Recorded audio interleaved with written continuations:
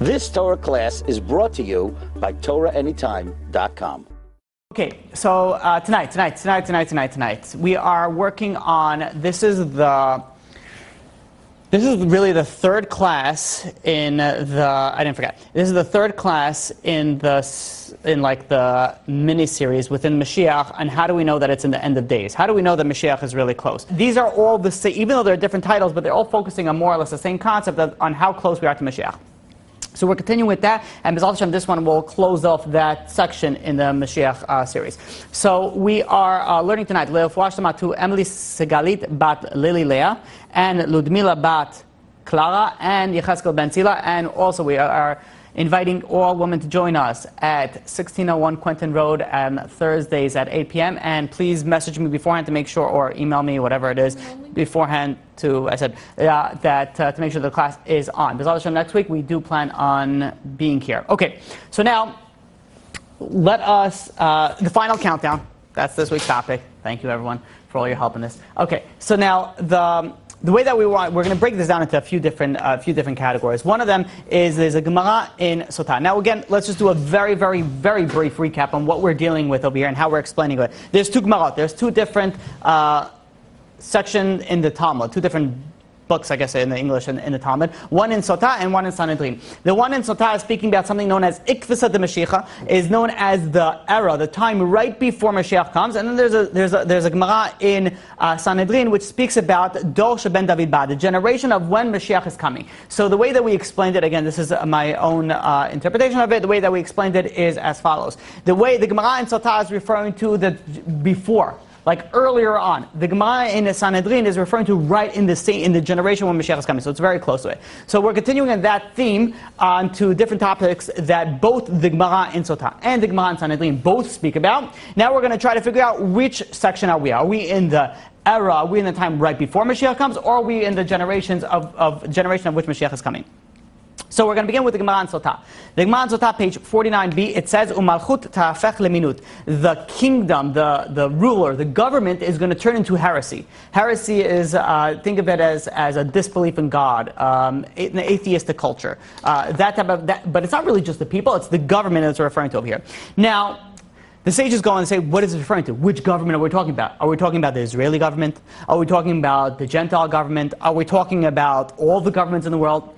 So, like any good Jewish opinion, there's three opinions, right? There's the right, the wrong, and no, I'm just kidding. There is three different opinions. One of the opinions is referring to Israel, the Israeli government. One of them is referring to the Gentile government, and one of them is referring to all of the governments. Now we're going to go and try to explain how really this is not really an argument. This is not really a different opinions, but really it's meshed into one. So that is what the Gemara in Sotah says. What does the Gemara in Sanhedrin says? Now again, if you read these two Gemarot, it seems like, whatever, it's more or less the same. But there's one word that's different in the Gemara in Sanhedrin versus the Gemara in Sotah. What's the word that difference? The word that difference is, and let me read it for you, the Gemara in Sanhedrin, kol hamalchut leminut. The difference here is the word kol. Anybody here know what the word kol means? All. Thank you. All. What was the difference? Before we said that the government is going to turn into heresy. Here we said that all the government is going to turn into heresy. Now we could see the progression of where it's going to. In the beginning, right in the era, in the time frame right before Mashiach comes, there's governments that are going to be turning to heresy. But right before Mashiach, then all the governments are going to be turning to heresy. So now, let's try to understand what this means, a government that doesn't believe in God. Because in essence, when you think about it, throughout ancient history, the kingdoms very strongly believed in religion.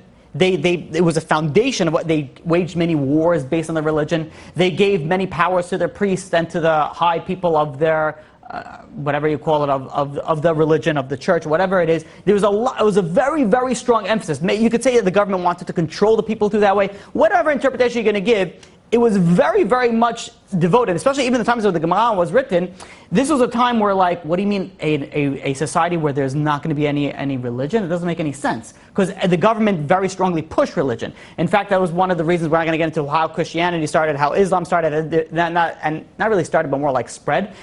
How this all began really stemmed from a power perspective of, well, let's get more power, and how do we get more power? By adopting this or adopting that. So when the Torah tells us, when the Gemara tells us that before Mashiach comes is going to be a government that's going to have heretical beliefs. They're not going to be associated with religion. It's something that's unheard of. It's something that's unfounded, in that time frame. Now, you look at the recent history, more like when the communist revolution began. This is where it sort of like began to spread widespread the idea of like no religion, or the government is your religion, or whatever it is, depending on how you brought up and what you understand what communism is. But there's where there's a change from there is a focus on the religious perspective or a godly perspective to a focus of more of a government perspective or a more of a disbelief in anything else, just do the right thing type of thing, of the situation. So now, when communism came around, all of a sudden you see like more and more people started slowly attributing to this type of belief system. Now, unfortunately, very unfortunately, that nowadays we're sort of in this, you call it a fad of, it's like an in thing to do not to believe in God. It's like, oh, you're an atheist?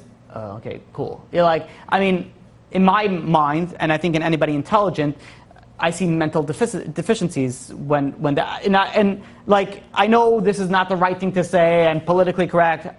I'll be honest, I don't care. Like, I really, like, if you're saying that, and I'll explain why, and let's try to go and understand why this is such a problem in your, in your brain function, in your way that you think, in the way that you process your own thoughts. Now, there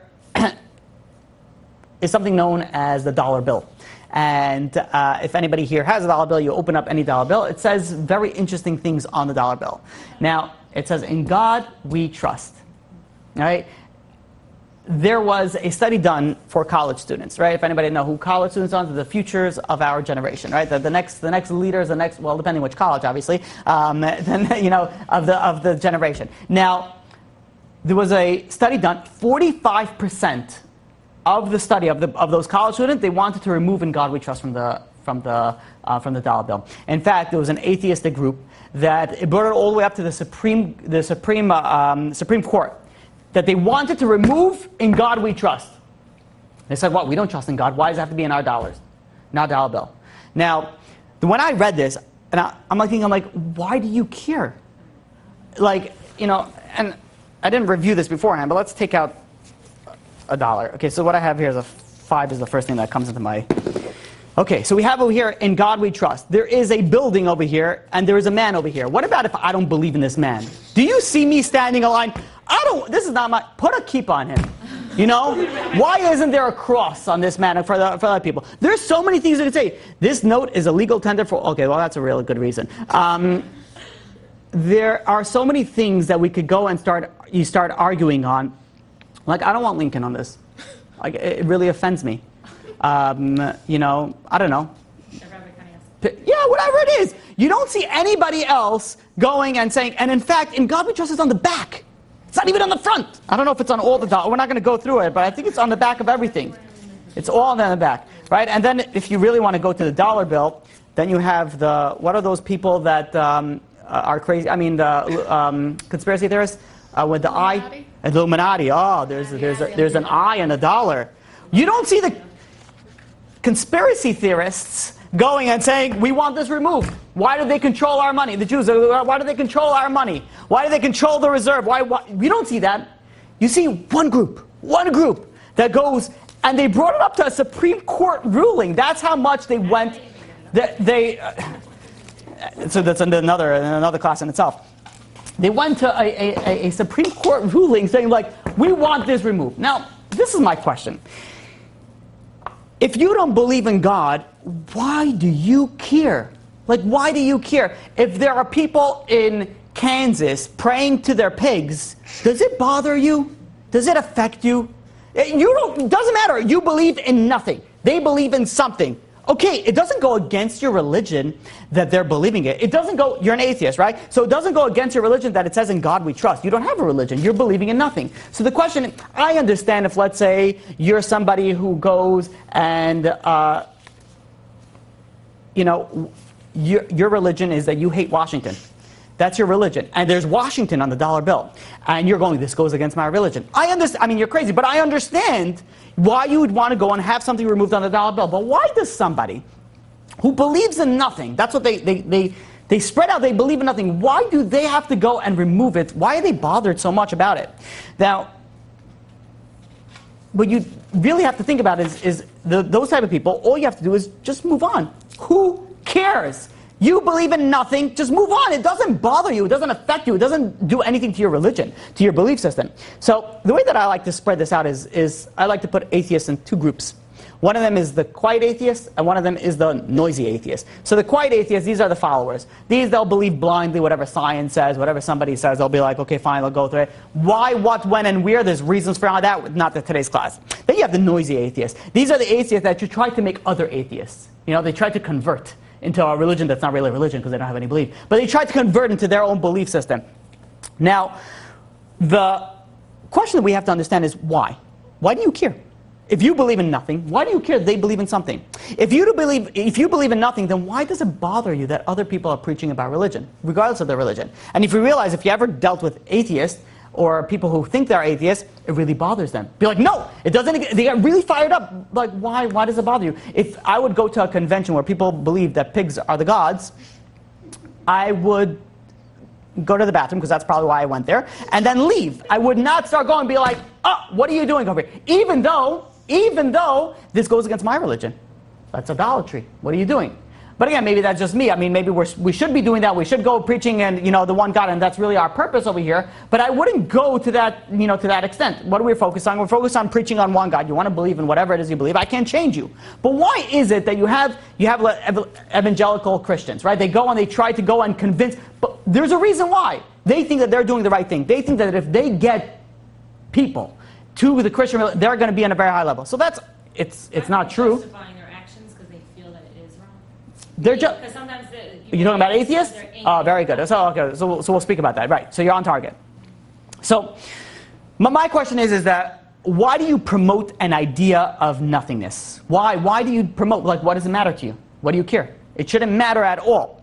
So I want to share with you something that Rabbi Dessler says. Now, first of all, is that question good? Is that question clear? It should be very, very clear. And the clarity of it should be that it makes no sense. That the fact that there are atheistic groups, atheistic conventions, atheistic, and this, by the way, all relates, and we say, going to plug into the atheistic government. All these things are leading up into something. Now, why do they arrange something? If they don't believe in anything, just do you. Whatever. Play your video games, eat your pork, whatever it is that you need to do to satisfy your life, do it. But the second that you're starting to go and start to convert everybody else and start to debate other people and start to convince other people, why? Why does it bother you so much? I believe so, yeah. It's a religion that believes in nothing. Believing in nothing is believing. Yeah, exactly. So let me share with you something that Rabbi Dessler said. Rabbi Dessler goes quotes a pasuk, a few pasukim in Tehillim, chapter 19, verse 2 through verse 5. It says, "Hashemayim mesapim kavod el u'ma'asei yadav magid harakia." The heavens declare the glory of God, and the sky goes and I guess you could say also recites or declares the work of God's hand. Meaning that when you look at the heavens, the sky, it shows there's a creator.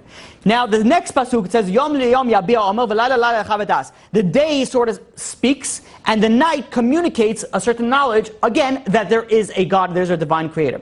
Now, ask Rabbi Dessler, how is it possible then for people who not to be able to see this? It's pronounced. It says it speaks. It says that throughout the entire world it goes and it declares, it recites the glory of God. It recites everything. So how is it that people can go and say that there doesn't exist a God, that there doesn't exist a creator? So answers Rabbi Dessler, you look at the next pasuk and that answers it for you. It says, En omer ve'en dvarim bli nishma kolam. Meaning that there is neither speech nor words, their voice is not heard. What is it? How does Rabbi Dessler explain it? That for one who doesn't want to hear, doesn't matter how clear the signs are. It doesn't matter how obvious it is that there is a God, that there's a creator. It doesn't really matter at all, because if someone doesn't want to hear, he's not or she's not going to see anything. Now, says Rabbi Dessler, really, the sounds, the glory, the obviousness of it, it fills the entire earth. But yet, people suppress it. People see it, they understand it, they internalize it, but it says Rabbi Dessler, they suppress it. Now, says Rabbi Dessler, whoever denies God really knows in his heart that there is a God, but he's hiding himself from the truth. And what's the reason for that? Rabbi Dessler goes and quotes Yeshayahu, Isaiah chapter 6, verse 10. And I want to quote for you in English. It says, this people's heart is becoming fat, and its ears are becoming heavy, and its eyes are becoming sealed. Lest, why? Lest he sees with his eyes, he hears with his ears, his heart is understanding, and he repents, and he's healed. Now the question is why? What is going on up here? Why is someone so afraid, closes his eyes, ears, everything is closing and preventing it? Reb Chaim of Lozhin goes and explains that a wicked person, a rasha, is afraid to look and listen and understand that there is a God. Why? Because he knows deep down the truth. Everybody really knows deep down. When you go to someone and say, what do you need to work on? You go to an interview and the guy says, okay, can you tell me one of your deficiencies? And you say something smart like, I work too hard or something, like I love jobs, whatever, right? But deep down, you know your deficiencies. You might not even think that you know it, but really deep down, if you really dig deep down, you know what your problems are, what your issues are, and what you need to work on.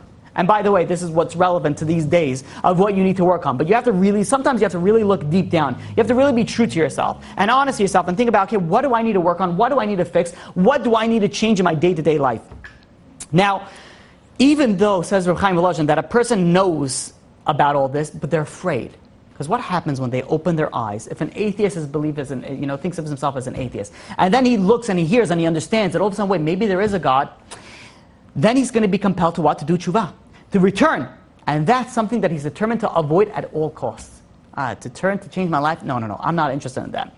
So really, says Rabbi Dessler, the whole world could see that it's very obvious that there is a God.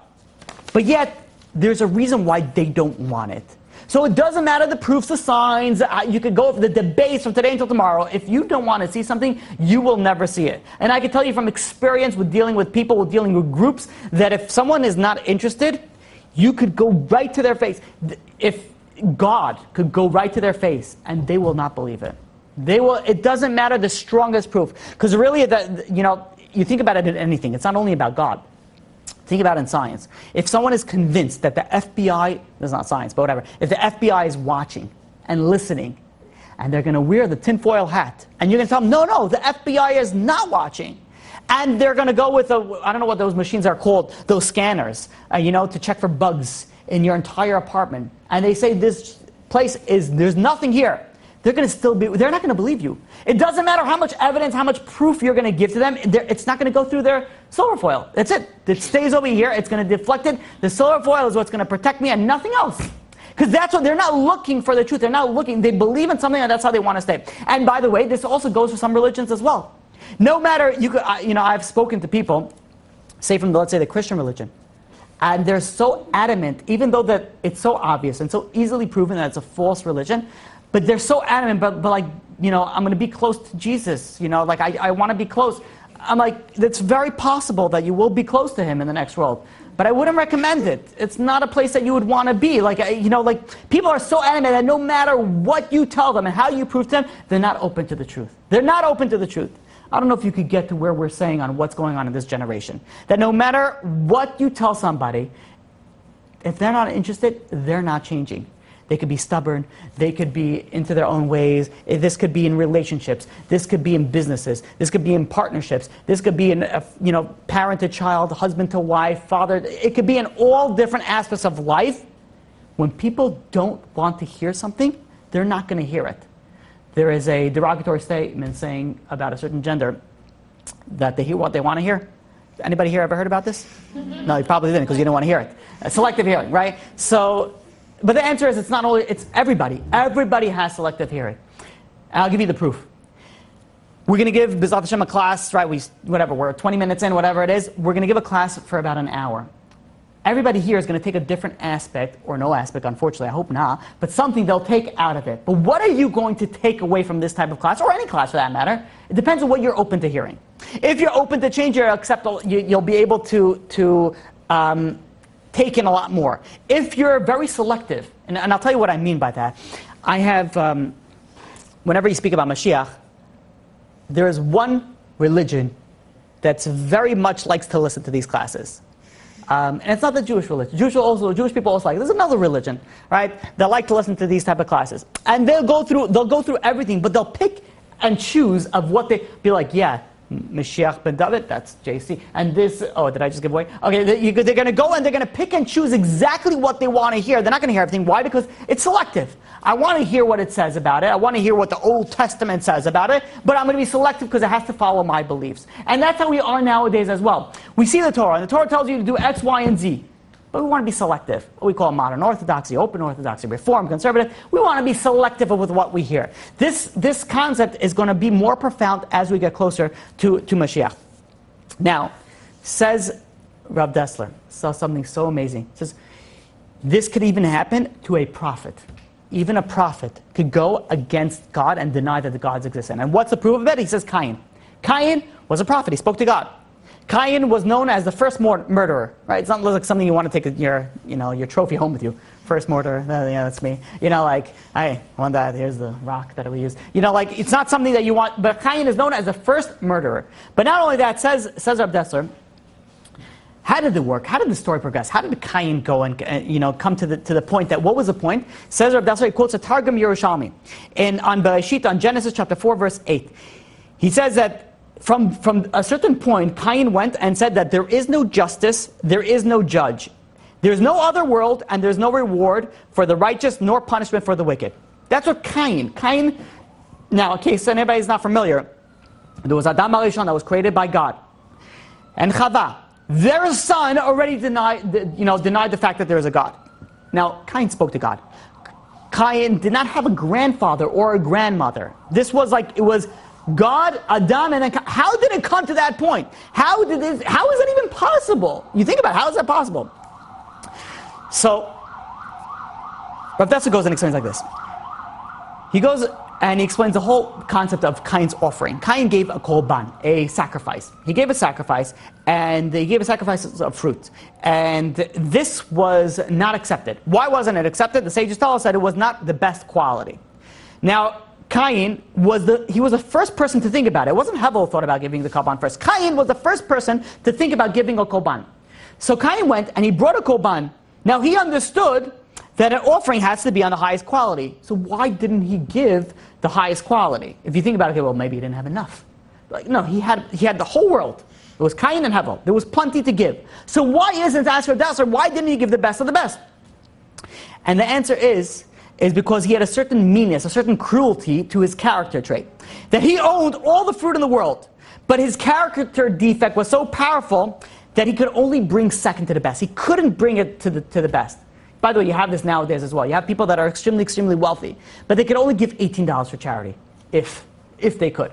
You have people that are very, very smart, but yet they focus maybe 5 minutes on learning Torah. The rest, they have to play their video games, and they have to, build. I don't know if people still do this, build farms and sheep and whatever.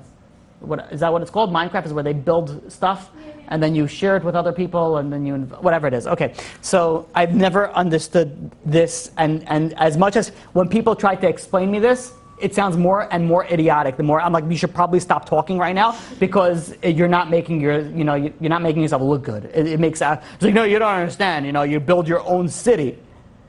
I'm like, yeah, but what? It's like, so you're working for nothing? I'm like, what are you doing? You trade crops. I'm like, again, why? like I understand you want to kill somebody, you want to drive really fast, fine. But it's like somebody going and be like, you know what, I'm going to build a game. We're going to create math problems. I'll be like, that's going to sell. I'll be like, what? Like, we're going to create a game that you're going to have to work. I'll be like, yeah. People will do that because they'll do that instead while they're in their jobs. Instead of working, they're working in their virtual world. To my life of me, I can't understand why people will go and spend time and effort and probably money as well. Like, let me buy some fake crops so that whatever it is that people I don't understand it. But this is what people devote their time to. So you have somebody that, let's say, is a giving person, very intelligent. Can build an entire city of roller coasters, whatever it is that they're building. They can do the entire thing. They're geniuses. They're able to do that. But yet, what are they focusing on? They're focusing on the narishkeit, on the nonsense of the things, instead of the productive aspects of the world. So now, Cain had the ability to do so much, but he had a character defect. There was something that was blocking him. And it says the Midrash in Bereshit Rabbah that after his offering was not accepted, he had a machloket, he had a quarrel with his brother Hevel. And the quarrel was, how are we going to divide the world? And when they divided their own shares, Cain was very, very bothered. He couldn't bear that anybody else would have any share of all. Right? This is a certain character defect. And that burned him to a certain extent that it ended up in him killing his brother. That's what it ended up, doing that. Now, he had this situation that he had to reconcile. He had one aspect, he knows that God exists. He spoke to God. The Torah tells us he spoke to God. And the second point in time, he did something really bad. So he had the knowledge of God, and then he had his impulses, his defective character trait that he had to deal with. Now the question was, is he going to break his craving, or he's going to turn back on God? What is he going to do? Something has to give. We spoke about this concept very frequently, and very frequently because I feel how important it is, something known as cognitive dissonance. That you have to go and you have to be in peace with yourself. You can't have two conflicting views. So what Cain did, instead of going and saying, okay, maybe I should do whatever it is I need to do, he said, what did he go and says in Midrash? There is no judge and there's no justice. There's no other world, there's no reward, and there's no punishment. He denied the fact of another world. He denied the fact of a God, the purpose of creation. Now, says Rabbi Dessler, this is the way, by the way, this is a prophet. This is someone who spoke to God and went and denied everything. Says Rabbi Dessler, this is the way of all denial of God. Anybody who denies God, every individual knows the truth. Deep down, they know that there's something going on, there's something wrong with what they're doing. You know deep down. You might say not, you might even believe it, you might even pass a lie detector test. But deep down, if you really go deep down, you can find your defects and the problems that you have in your life, and you know that what you're doing is wrong. Everybody has that. Now, with that in mind, we could try to understand the original question that we asked is, why do atheists have such a bother with this and such a drive to go and try to convince other people? They fuss and scream to go and make other people atheists as well. And the answer is because deep down they know that they're wrong. They know that there's something bothering them. They know that there's something not true. Now, if somebody loses a lot of money, they feel really, really bad. But let's say they hear that somebody else lost more money than them. Then what do they feel? Feel a little bit better. A little good. Like, oh, okay, so I'm not that bad. Somebody did worse than me. There's a concept when the atheists know that they're doing something bad. There's a psychological term for this. They know they're doing something bad, but if there's a sinking ship, but there's more people drowning with me, I feel less bad about it. There's something, dragging somebody else down with you gives you some sort of peace. Okay, so if I go and preach and I get more people, so then, okay, it must mean something. Maybe this is really true. They're trying to convince themselves and hide from the truth that's really digging deep down inside with them. Now, this explains why the atheists go and proclaim out loud and try to get other people to go and join their cult or whatever it is that you want to call it. But why do the people join the cult? Why do the people go and join atheism? And the answer is because people are looking for an escape. People are looking for a shortcut. People are looking for an easy way out. Now, this could be in either way. As one of the you could call the roots is somebody either did something really bad or somebody wants to do something bad or somebody thinks that they did something bad. So inside, nobody likes to be a bad person. And I've asked this to terrible people, are you a bad person? And they all say no, I'm a good person. Like really bad people. Are you bad? Like, no, I'm really, they convince themselves. And psychologically, we need to convince to ourselves that we're good people. We need to convince ourselves that we really are meaning well, and everything that we do, even though it's something bad, there's really a good reason behind it. It's cognitive dissonance. We can't have this concept that we're bad. So when somebody either did something wrong or will do something wrong or wants to do something wrong, they're looking for a way out. I'm like, wait a minute, there is no God? Well, if there's no God, then I could do whatever I want. If I could do whatever I want, then I'm not really bad. I'm never bad because it doesn't really matter. So people are attracted to this thing because it gives you a way out to believe in nothing. If you believe in nothing, then you can do anything. There's no such thing as bad. You cheat from the government, you're an atheist, okay, whatever. As long as the government didn't figure it out, let me go, I'm okay. Now again, you could say that, there are some people that go and they'll say, no, they're atheists and they're still bothered by that. I don't believe that. I really don't.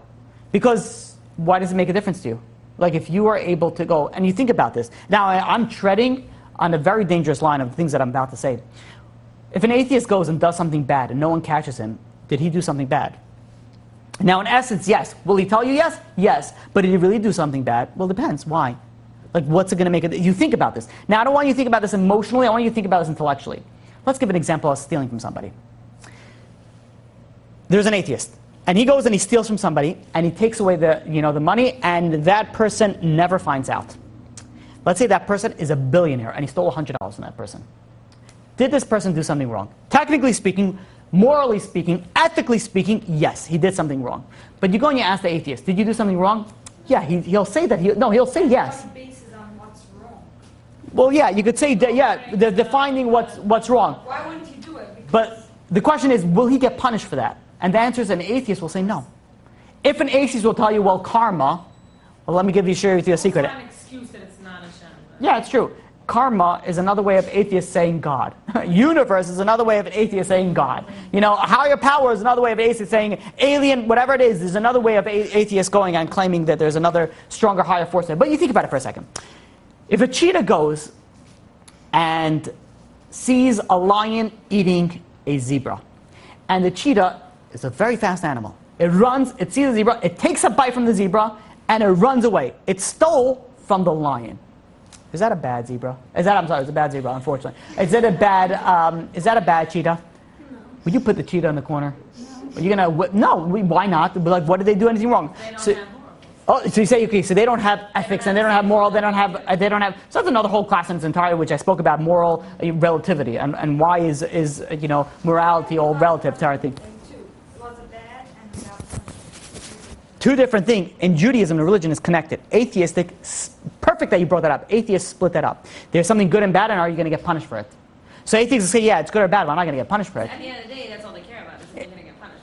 Right. So religion, combine those two together. If you do something good, you'll get rewarded. If you do something bad, you get punished. Atheist splits that apart. So what happens is over here, so when you tell an atheist that you do something wrong, they may tell you did something wrong, but you're going to get punished for it? No. So in essence, how wrong is it really? If you're not going to get punished for something, then how much of you'll feel bad? Maybe a little bit. But if you really believe in nothing, then why will it bother you? Like, who cares? Like, it really doesn't matter. Now, like, you understand where I'm going through with this?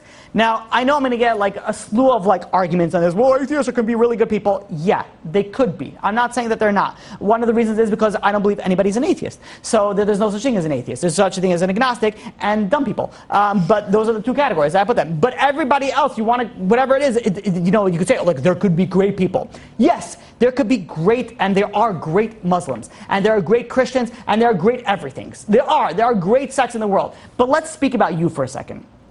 If you think about it, if you don't believe in anything, then why is it a problem if you do something or if you don't do something? Why is it a problem if you're a good person or a bad person? Why? Where does it go? You want to speak of the ethics and that? I have the whole class on moral relativity and how that in the divinity series. But when we speak about this, when we think about it, it's something that really brings you to mind that you could even have a prophet, somebody on the level of speaking to God that could go and deny God. Because as much as an atheist can go and say, yeah, well, I'm thinking logically, intellectually, they're not. They're thinking emotionally, and that's as far as it goes. I've dealt with so many atheists and so many people on this. I have yet to meet one that dealt solely on logic. Because they'll go and they'll scream all about logic. But when you tell them something, if you tell somebody they have a logic understanding that there's no God, but if you prove to them, just one proof, that there could be a God, then they should consider that. But why don't they? They'll go and they'll ask other questions. But wait a minute, that's not logic. If you go and you're trying to approve a drug, and the drug has a very big problem, you can't say, well, it'll help so many other things. But like, well, the FDA wants to know what's going on with this problem over here. Forget about everything else. So if you want this drug to pass the FDA and go cleared and be sold and be prescribed, then you have to prove that this is not going to cause this side effect called death or whatever it is. So how come with an atheist, if there's a problem, they don't deal with that problem? Now you can't tell me that there's one atheist in the world that doesn't have an answer to the numerous questions that we say, well, look how there's a God here, look how this is a God, look how there's a God. There's so many proofs, and look at the divinity series that we went through. So many proofs that we have to show that there is a God. So where does that come from? The answer is they're not looking. They're not interested. They're not looking for the truth. They're not looking for it. Deep down, they know the truth. Everybody knows the truth. Deep down, every single one of us knows the truth. Knows it. The question is how true we are to ourselves. Doesn't matter if you're a righteous person. Doesn't matter if you know the entire Torah. It doesn't matter if you're a prophet. If you're not interested, if you don't want to hear it, you're not going to hear it. So this is where Cain came in. He came in and he said, no, it doesn't exist. Now, when you think about it, let's try to take this to how is it going to be that before Mashiach comes, this is going to spread throughout the entire world. Now, when we're thinking about this concept, we think about how ideas spread, it makes a lot of sense. The way that we just evolved, this entire class, entire lecture, entire shiur, is the fact that how atheistic, ideas sort of came into being. We didn't really speak about that, but how it sort of branched off from like a governmental perspective, that communism, to a fact that people believed in something, to a fact that people were bothered. They knew deep down that they weren't, so they were trying to go and convince other people. But why would other people want to go and join it? The answer is very simple, because they wanted the freedom. They want to do anything. They deep down, they know that something is bad. Something is wrong. Something is not right that you should be doing. But yet they continue doing it, but they need a way out, the cognitive dissonance. So what they do, they go and they convince themselves that there's no such thing as a God. They convince themselves that God doesn't exist. There's no reward and punishment. There's no another world. The righteous don't get rewarded. The wicked don't get punished. It's all nonsense. You go out to 6 feet under, you go and sit in a dark hole for the rest of eternity, because there is no eternity, and whatever it is, depending on the religion that you believe, maybe you turn into a tree, maybe you don't. This is what they have to go and convince themselves, because this is how they have to go and live their lives, because this is the way that makes themselves feel good about themselves. Yes? Hypothetically, if an atheist has cancer or something along those lines, what would their reaction be? If they believe in anything, like realistically speaking, they're going to be calling to God at their time of desperation, no? Yeah, you're saying there's no atheist in the foxhole. Yeah, there is no atheist, in a foxhole. And I really believe that. And at the same point in time, you have somebody that is the most devoted, atheist. If they're put in a situation that's really bad, they're going to turn into God at some point. They might not say it. Yeah, They'll never admit it. But deep down, they'll be like, God, if you exist, they'll start off like that. Be like, God, I'm not going to shoot off my thing. If you exist, please help me. If you don't, then whatever. I'm talking to myself. But depending on how proud and how arrogant they are, deep down, they really believe in something. But here we see it, how it's going to progress from something the way the Gemara in Sotah says, that the government is going to be, a heretical government. It's full of minut. Until a point where it's going to be what the Gemara in Sanhedrin says, until the entire government, even the Jewish nation, is going to go under and turn into heresy. Now, there is a Jewish state. It's called Israel, right? Tel Aviv, Ben Gurion Airport, if you want to go and you want to land in it. Thank you very much. You go and you can put it on the table. It's okay. So you have a Israeli government, a Jewish state. Do they follow Torah laws? No. They don't judge by the Torah laws. Do they follow Jewish law? They don't. They don't follow anything in the Jewish court of law. They follow their own set of rules. That's through the Western culture.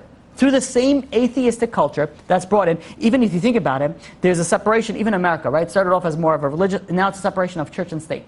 Now, England, you look at they're separating church, and I'm not saying it's bad, good, whatever it is. It's beneficial for the Jewish people for that way. But there's a separation of church and state. There's a separation between the religion, and there's a separation between the government. Now, what's going on over here, this is spreading out through the entire world. The entire world, even if you go to the most religious, even called the Islamic countries, the most religious, fanatical Islamic countries, they're becoming slightly more and more liberal. You see it. They're slightly more, and we don't have to go into examples. Do your own research. You could go and see that it's turning more and more liberal to what it used to be when let's say, Islam first came about. Now, what's going on over here? That we see over here that the trend is not sticking to one particular government, a Western culture. You talk about Islam, for example. Islam was very against a Western civilization, democracy and all that, and everything was bad about it. But yet, slowly, it's getting infiltrated even into their societies, even into their. Now, again, it's in a completely different, realm of what we're dealing with. But you could see it in the rules and law and how they go and have to judge certain things. It's slowly getting pushed in.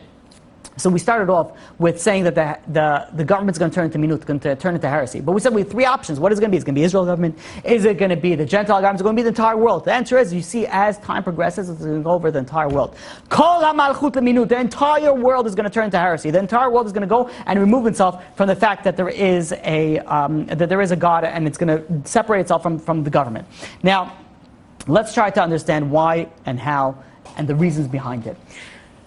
Kabbalistically, we know that Adam HaRishon was the first man. Now, in Adam HaRishon were all the souls, all the neshamot were in Adam HaRishon, and they were all in different parts of Adam HaRishon's body. There were souls that were in the head. There were souls that were in the throat. There were souls that were in the heart, in the arms, in the legs, in the body, in the torso.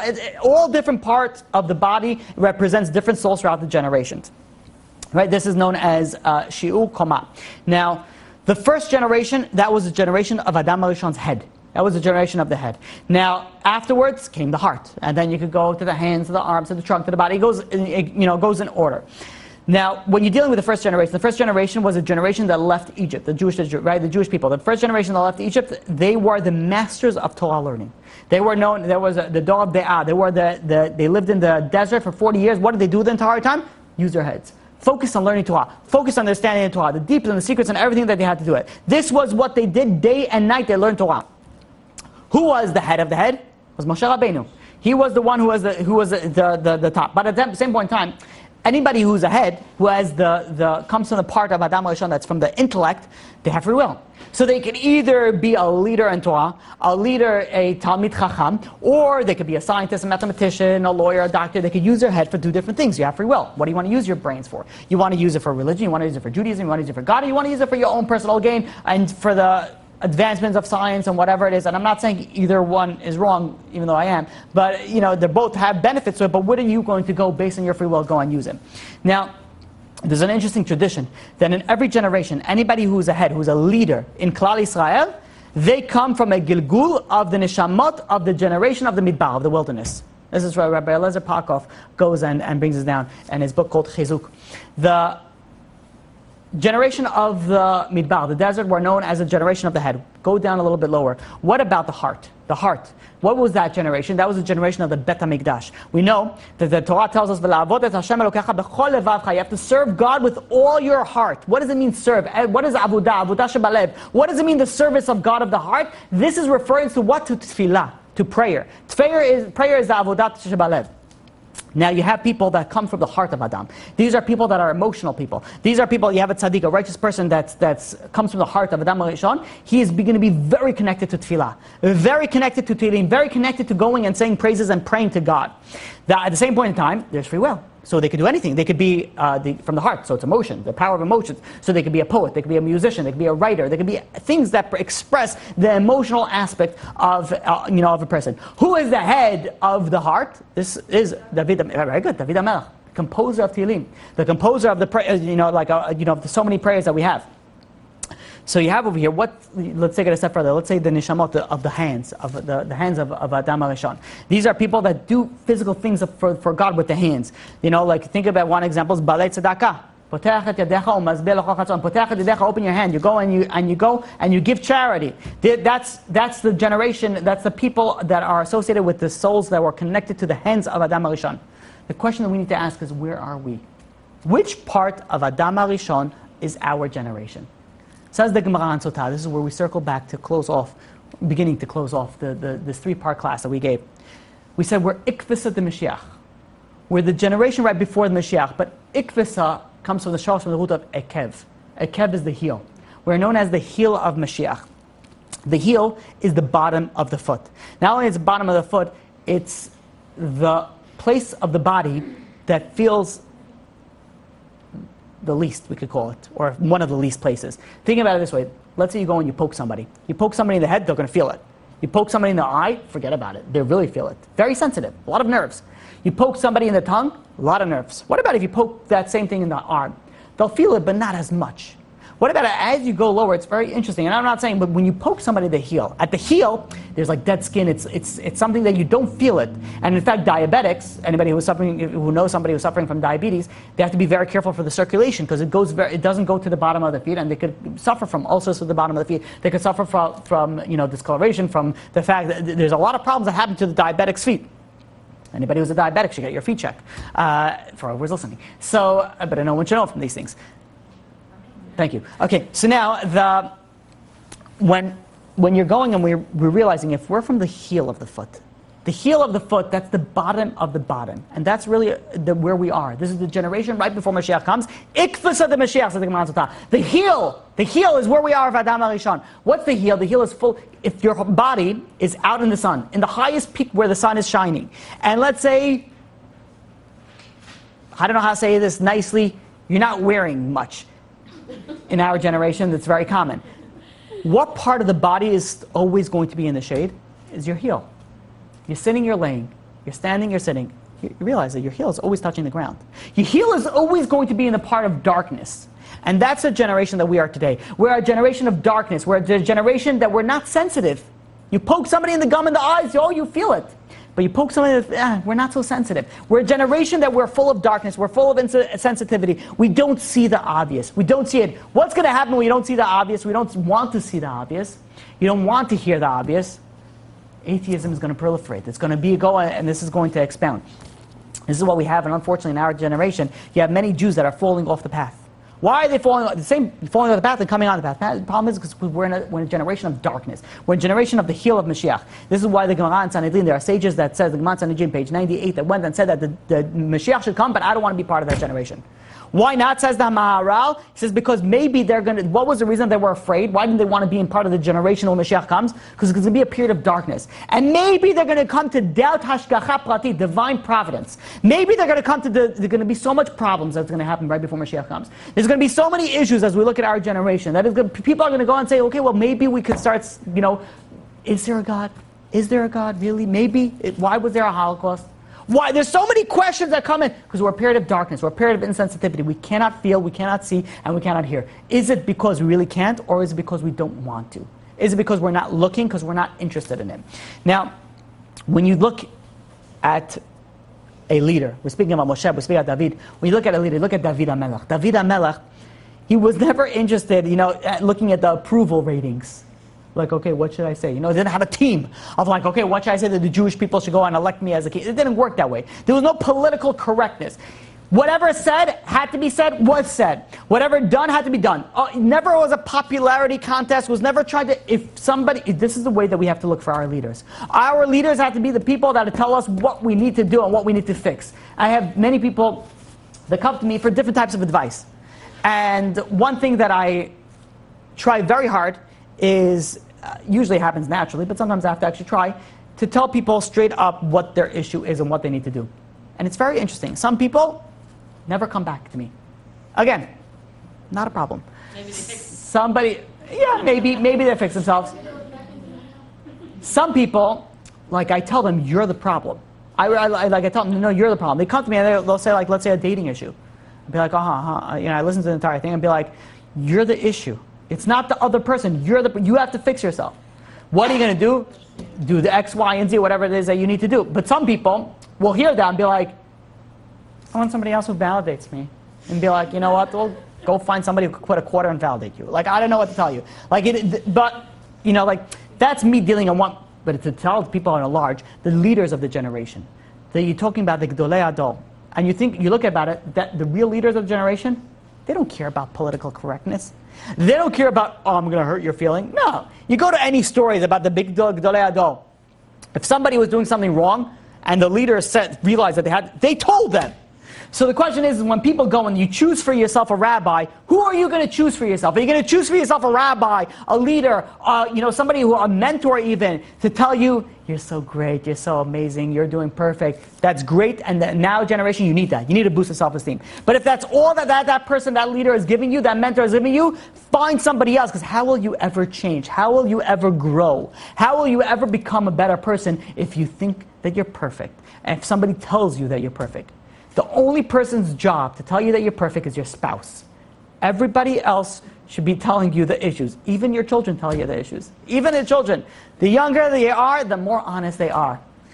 Be like, oh really? Mommy, why is your skirt so short? You'd be like, you say, Abba, why are you putting on tefillin at home? Why are you not going and praying in the synagogue? You look at somebody that's really pure and innocent, that, they just learned. The rabbi told them, you have to go in the minyan 3 times a day. Be like, Daddy, hopefully at least they're putting on tefillin at home. That's something also in our generation. But say, why are you not going to minyan? Why are you not learning Torah? When was the last time that you saw your father learn Torah? Like, when you think about it, like, where's the generation? Who are the leaders? Who are the ones that are telling, the generation of what it is that you need to do? So, This leads us to the point where the Gemara in Sanhedrin, page 98, says, Ein ben David ba, the generation of David is not going to come, which means Mashiach is not coming, Ad sheyechlu kol hashoftim v'hashotrim Yisrael, until all the rulers, until the judges and the officers will cease to exist amongst the Jewish people. Says the Maharsha, this is referring to there's only going to be corrupt judges. It's going to be corruption. What is somebody going to tell you? Depending on how much you donate to their synagogue. Depending on how much you donate to their organization, that's what they're going to tell you. Now, is it, widespread nowadays? No. There are plenty of great, righteous people that no matter what you give them, they're going to tell you, no. They're going to tell you exactly what it is. But it says, when this generation of Ben David comes, when this is going to be, that's all it's going to be, is going to be corrupt judges. Does it exist now? We shouldn't say anything bad about the Jewish nation or anything anybody else. So, depending on your own experience of what you know and who you dealt with. But you think about this a little bit. We're in the shallow waters of these, of this thing. Now, what's very interesting is that we're speaking about this. What is Mashiach's purpose? What is Mashiach going to do? Mashiach's going to unite all the kingdoms and under one rulership. Well, what's going to happen before Mashiach comes? Everybody's going to be united to focusing against God. Mashiach is going to come and going to turn the entire thing right on its axis. Going to turn 180 degrees. Oh, you denied everything? Now it's going to go 180 degrees. Everybody's going to go according to God. Look at the miracles of what's going to happen. You open your eyes and you open your mind to the awesomeness of what's going to be.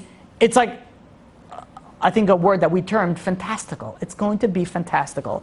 I'm going to say it until it gets into the Webster's Dictionary, if that still exists. Okay, let's go on. It's getting late. Let's go on to a few other short topics that I wanted to speak about regarding that was the atheistic topic. Clear so far? Good. Okay, I may believe that you nodded. The Gemara in Sotah, page 49b goes and says, Oheve ish anshe bayit. A person's enemies are going to be the enemies of a person's house. Now, what does this mean? Now, before the Russian Revolution, it was uncommon that people will turn away from their own families. But yet you had over here, come the Russian Revolution, come the time close to when Mashiach is coming, you have that their own family is turning against their own family. Where's the biggest proof for this? The Holocaust. I don't want to say how many stories I've read about this. It's really unfortunate. Yet one story brings to mind, and to be honest, I don't know how many years ago I read it. I don't know if I'm messing up the details of it. I remember reading this years and years ago. There was a person that was standing and was crying by the gates in the Holocaust and in Auschwitz, in the concentration camp, and they were going and they were looking out at the people that were standing outside the gate, and there was a little baby there that was being held by his mother, and the person was crying and looking at that, and the inmate goes next to him and says, "Don't worry, someday we'll be reunited together with your family." He knew that this was a family, and the person who was crying said, "You don't understand." He says, "That's my wife and child." And the guy says, "No, I understand. One day we'll be reunited. We'll get out of this. The government, no one's going to allow this to happen." And he says, No, you don't understand.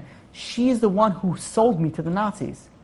He says they intermarried. They married into somebody else. And when they heard, Jews. So she went and she sat there with the child, watched the father go and, into the slaughterhouse. This is you think about it, the enemies of one's own household. This is what the Gemara in Sotah says. This is what's going to be. And this is not only the Holocaust. You see it, nowadays, very common. Even you have the Gemara in Sotah, it says, "Haben eno mitbayesh ma'aviv." The son is not going to be embarrassed from the father. And not only that, the elders will stand up before the youth. The elders are going to stand up. You have nowadays, the parents are scared to discipline their children. What are the children going to say? Well, I'm going to call 911. Call Child Protective Services, speed dial, my new iPhone that you just bought me for $1,200. iPhone 11, thank you. It just came out, right? The new iPhone 11 for $7.2 billion that you bought me and you paid for this. I am going to go. I have Child Protective Services 911 all on speed dial. And this is what the parents are scared for. The children are turning in on their parents. The enemies of one own house is his own people in his house. Can you imagine that? Imagine what's going on. You're telling this, 2,000 years ago, 1,500 years ago. Be like, are you kidding me? The father ruled the house. Whether you want to say it was right or wrong, that was what the time was. Anybody to say against the father will show you both sides of the hand. Not only the back, the front also. So the front and the back. Nowadays, you still have people who do that, but most people don't. But you have, back then, that's what it was.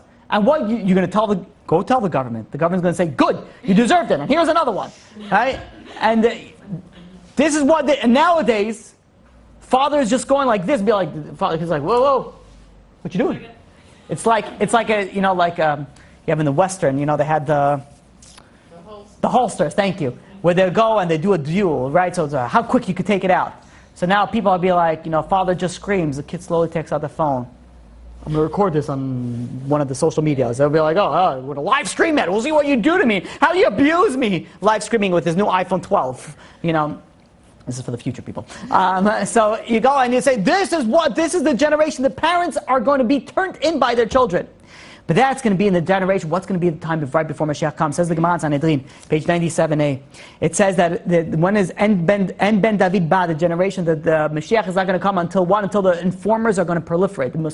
Someone who's a Mosel, someone who goes and informs. Now what's the difference? This is my own Kiddush. What is the difference between the Gemara that says that someone's own enemies of one owns household versus the informers are going to go and proliferate? My own understanding is as follows. We had for already the past 70 years, 100 years even, that people started, whether it's the communist government, whether it's the Russia Revolution, same thing. You have the Holocaust, where people of their own family became enemies.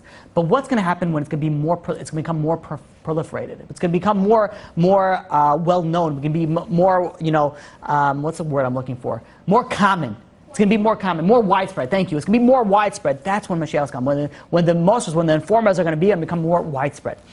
Now, when you look at it, I hope that nobody here deals with these things, but I've unfortunately had to deal with it. You have husbands and wives that get into fights, they get into, unfortunately, quarrels with each other.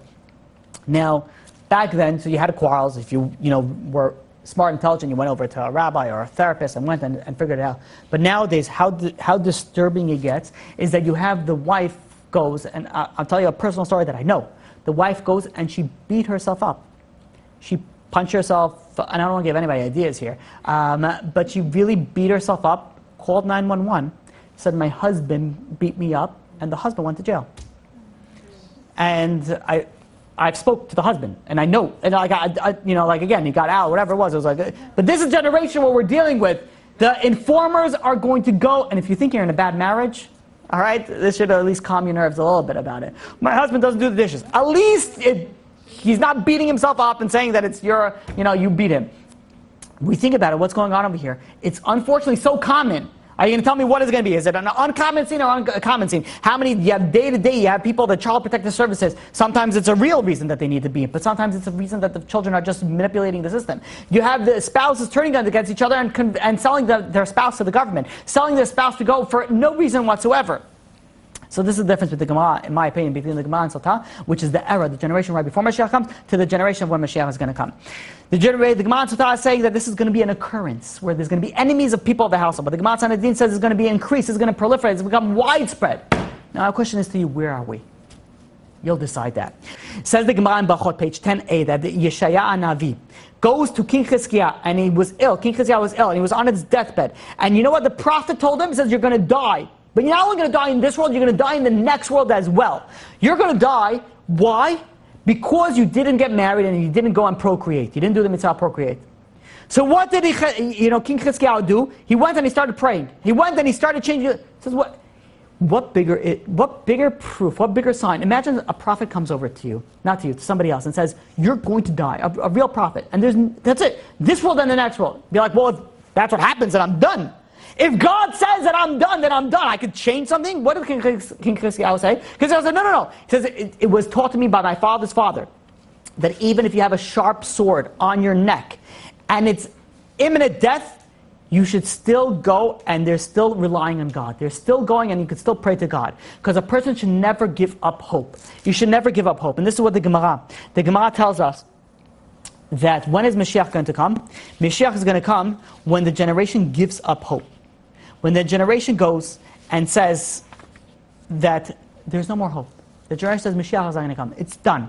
It's the end of the line. That's when Mashiach is going to come. Because really those two are really connected. When you think that we have nothing else to rely on other than God in heaven. True, we only have to rely on God in heaven. But if you think you have nothing that you can do, if you think that there's nothing that you can do to bring the Geulah, to bring Mashiach, then that is rock bottom. If you go and say, listen, it's done.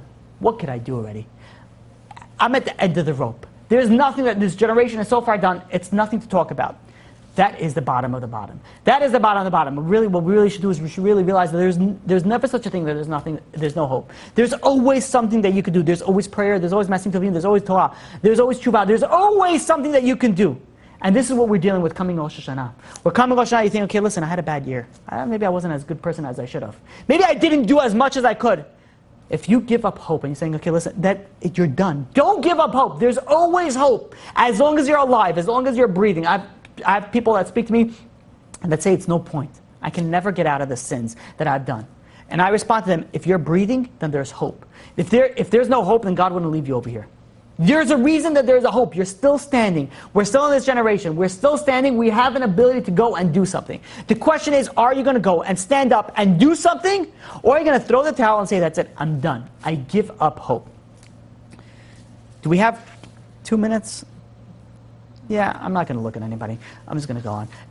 This is something that everything that we spoke about before is something that it's sort of like a new twist. This is something that we spoke about before when we spoke about the end of days, right in the beginning of the Mashiach series. But because we spoke about these concepts, I feel it's worth repeating. The rest of the stuff, if you're smart and wise and you could listen to the nuances, we spoke about very similar concepts that we spoke about in the beginning of the Mashiach series, which was 2 years ago, but in a completely different light, in a completely different understanding and concepts of the way. Here we're going to go and speak about things that are very similar to what we spoke about before, but again, I'm repeating it because it's very apropos and I think it's important and will be done in a very few minutes, Be'ezrat Hashem. The Gemara Sotah says that the bet vad yeleznut, the meeting place, is going to be a place of immorality. Now, what is the difference? I don't want to get into this because we don't have the time. That's the Gemara Sotah. The Gemara Sanhedrin says something very similar with one letter difference. Instead of bet vad, it says bet havad. Anybody knows what the pretext of hey means? The. Very good. It's the. Meaning, bet havad, there's going to be, but then the meeting place is going to be a meeting place of immorality. We could see again, I don't want to get into it because we don't have enough time, but we'd see how it progresses to the extent of this is where going to be the meeting places. Now, very unfortunate, even you have the most religious, Orthodox, Hasidic, whatever it is, shuls, synagogues. You have the women that come and the men that come to the synagogue to pray. And again, you have plenty of amazing, amazing synagogues. And may God bless everybody. But you have certain synagogues that come and it's, instead of a place of prayer, it's a fashion show. Or maybe it's instead of a fashion show, it's a meeting place. There's a Kiddush club where everybody goes and mingles together. And everybody has couple friends, and everybody has, and they go and they talk, and they get a meeting. I'm like, what's going on over here? It's a meeting place of God. There's a place, and again, I'm not saying you shouldn't have Kiddush, I'm not saying you shouldn't talk to your neighbors, but just think about the concept. This is what we're dealing, this is what the Gemara tells us is going to be a place that, the meeting place is going to be for social reasons. How many people, and I've spoken in many different types of synagogues, how many people that I've seen that come to the synagogue, never even step inside to pray, socializing. You come here. This is not your club. This is a club synagogue, club shul. You come over here and you socialize. What even shocks me even more, some places that are really, really, unfortunately, I don't know what you call them, modern Orthodox, lagging, or I don't know, whatever it is that you have a really, really modern place where you see the husbands and wives, not of each other, say hi to each other, and how they say hi to each other. In the secular world, I don't understand it. They do like ear kisses, like cheeks to ear. I've, to my life of mine, I can't understand that. I'm like, what's going on over here? In a synagogue, you're coming over here to pray to God, and you're touching somebody else's wife. Like this is what the Gemara is saying over here. And, I see this more because I, travel, often, and I speak in different places, and it shocks my mind. I'm like, how could this be? How could this? The meeting places of God is going to turn into what? It's going to turn to immorality. It's going to turn to something that is against what God wants. It's better for a person to stay home than to get into that situation. Now again, I'm not telling you, say, well listen, my synagogue I go to has that situation, so I'm better going to stay home. Find another synagogue. Don't use this as excuses. A selective hearing could be, utilized in many different aspects. But what the Gemara is telling us is that when Mashiach comes, the level of modesty is going to be such a record low that we're not going to even be bothered by it. It's going to be in public. In public, people are going to go and show, let's leave it as immorality.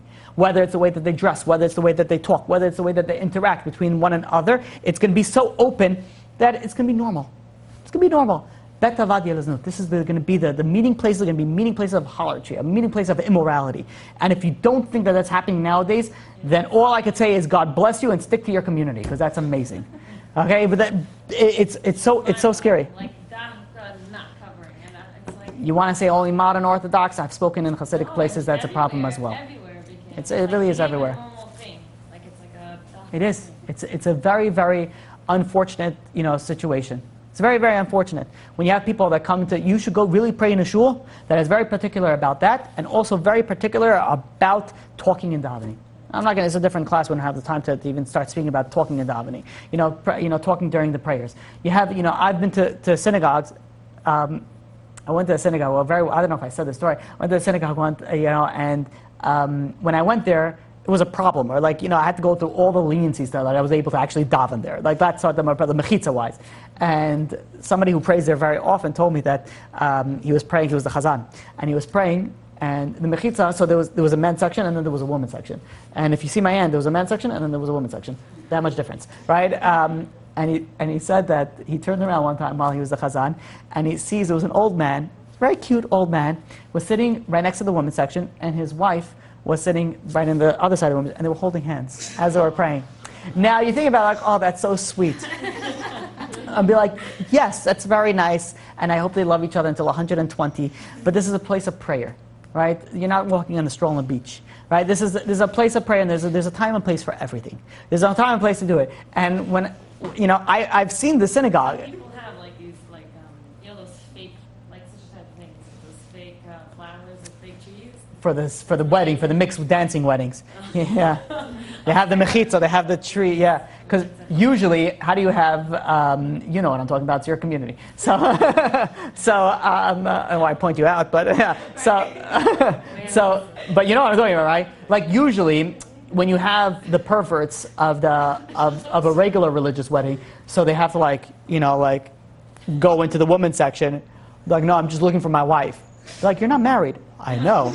That's why I'm looking for my wife. Or the worst option is the guy is going there and he's I'm looking for my wife. Your wife is homesick. Be I know. I'm looking for my wife. Number two. So to that extent. Now when you have bushes, so that makes it so it's a little bit less creepy, I guess, when the guy is peeking through the bushes.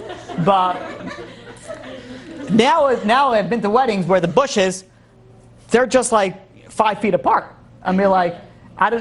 Invisible mechitza right here. Do not cross this line. If you do, yeah, it's okay. Then the rabbis will leave, and then we'll turn on the non-Jewish music, and then we'll do it.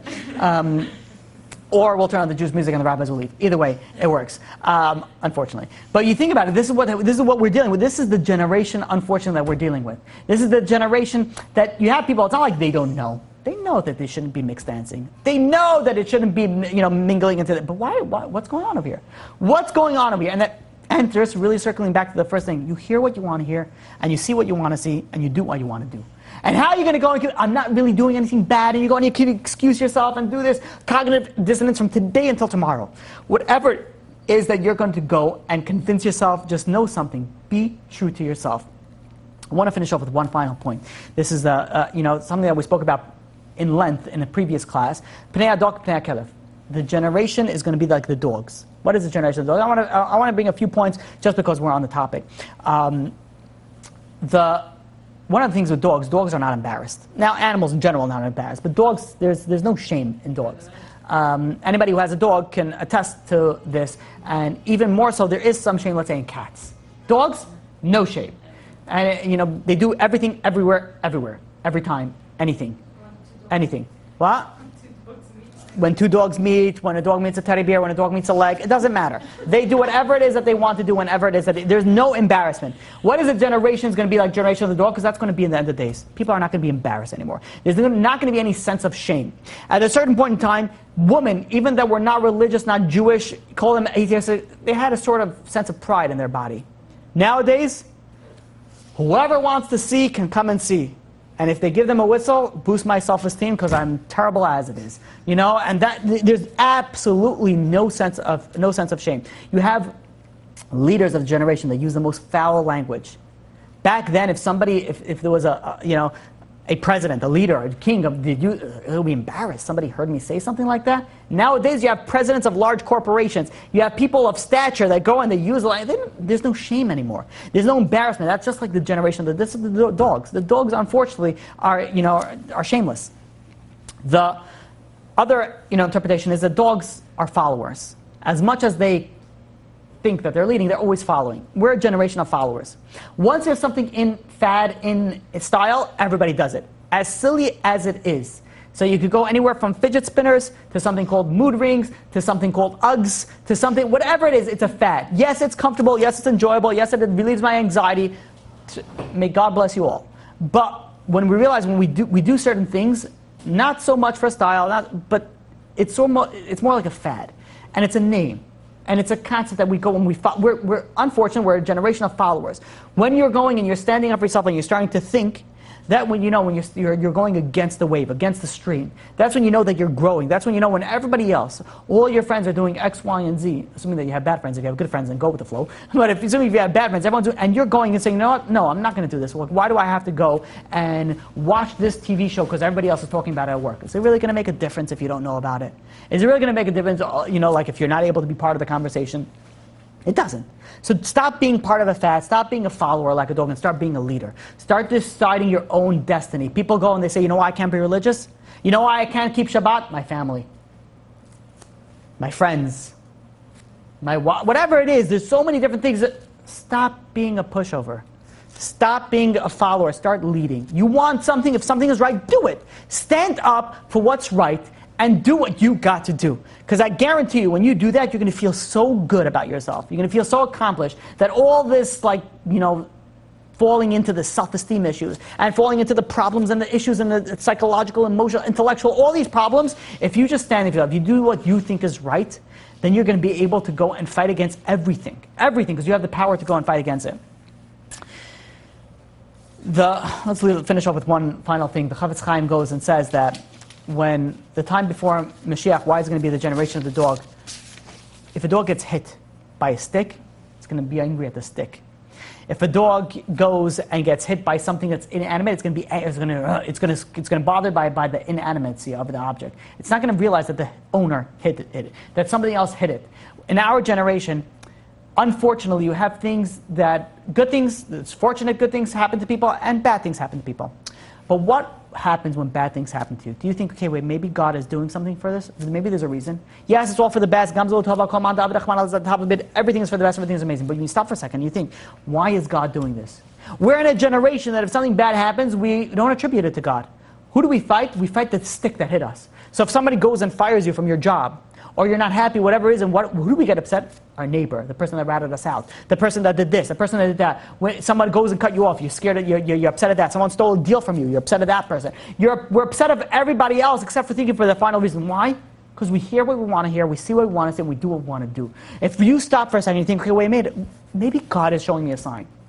Maybe God is telling me I have to fix myself. No. I'd rather blame this on this person. This is the person that took it away. And let me take him to the Torah, let me do this, let me do that. And we blame everybody else except for one person. The most important person that we need to blame, and that's ourselves. And sometimes there's a reason why bad things happen. So every time it's for the best, but there's always a time that we could go and improve ourselves. And if there's ever a time in the year where we could go and think about what we can improve to ourselves, it's right here, right now.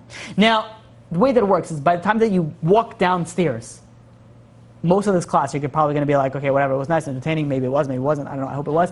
But whatever it was, you're going to come, but if you leave tonight, coming before Rosh Hashanah, come before, be like, okay, so let's be honest to ourselves. Let's think about what is it that we need to change. Take upon yourself one thing small, very small, but do it. Do it and see it through. And when you do that, you're going to see the goodness that you feel. You're going to start seeing that you're honest to yourself, that you're true to yourself, that you're not seeing what you want to see, you're not hearing what you want to hear. You're really looking into the truth. And that really is the purpose, and that's really what brings us to Mashiach. Mashiach goes when we're able to go and understand what we need to do, and that leads us to Tshuva. So really, this is a class both for Rosh Hashanah, Yom Kippur, and for a class for Mashiach. This is a time where we have to go and have an introspection and think about what is it that we can do to bring Mashiach. Be true, be honest to yourself. Any questions? No questions? Okay. Chazak Baruch.